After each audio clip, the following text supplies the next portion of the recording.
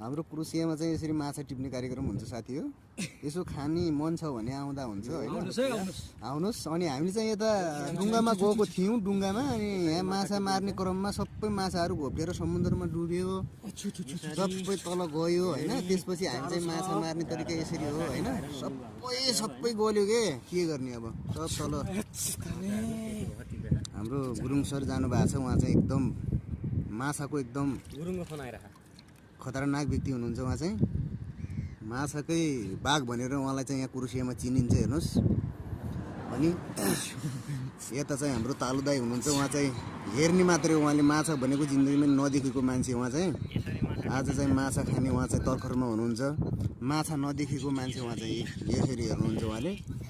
अनि यसरी खानु कम त गाह्रो छ चिसो टाइममा माछा भन्ने कुरा। गुरुङ यता छ, यता यता यता यता देख न, यता यता यता साइड तिम्रो पछाडि साइड धेरै छ के, जति छ सबै निकाल। के गर्ने साथी हो।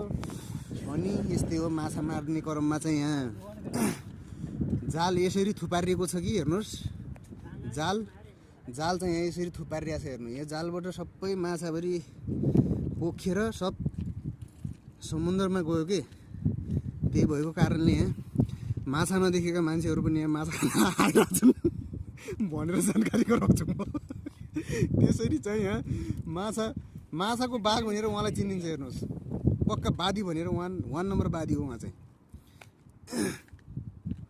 यसरी हेर्नुहोस् 5-6वटा माछा हो बाजी के अरे माझी दाई पोखरा भन्ने त तपाईँहरूले सुन्नु भएको होला गीत। अनि यसरी हाम्रो सञ्चालक कर्मी हुनुहुन्छ उहाँ माछाको, एकदम उहाँले चाहिँ माछा खानै पर्छ भनेर चाहिँ उहाँले चाहिँ जानकारी गराइसक्नु भएको छ। तपाईँहरू पूर्ण आशाको साथ यहाँ एकदम आउन सक्नुहुन्छ माछा खानको लागि। हेर्नुहोस् दुनियाँमा लाइफमा चाहिँ केही न केही खानको लागि यसरी पानीमा जानुपर्छ। हेर्नुहोस् जिन्दगीको लाइफ भन्ने कुरा यसरी जिउनुपर्छ। हेर्नुहोस् माछाको लागि तपाईँ खान सक्नुहुन्छ भने हामीलाई सम्पर्क गर्नुहुन्छ।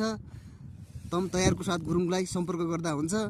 अनि उहाँ चाहिँ माछा हेर्ने व्यक्ति हुनुहुन्छ, उहाँ चाहिँ माछा हेर्ने व्यक्ति पक्कै पनि तपाईँले उहाँलाई पनि सम्पर्क गर्नुहुन्छ भनेर मैले चाहिँ जानकारी गराइसकेको छु। अनि पूर्णको साथ यहाँको बासिन्दामा अहिले चाहिँ उहाँ जानकारी भइसक्नु भएको छ। उहाँ चाहिँ यो चाहिँ हाम्रो चाहिँ एकदम भ्यू यस्तो छ हेर्नुहोस्।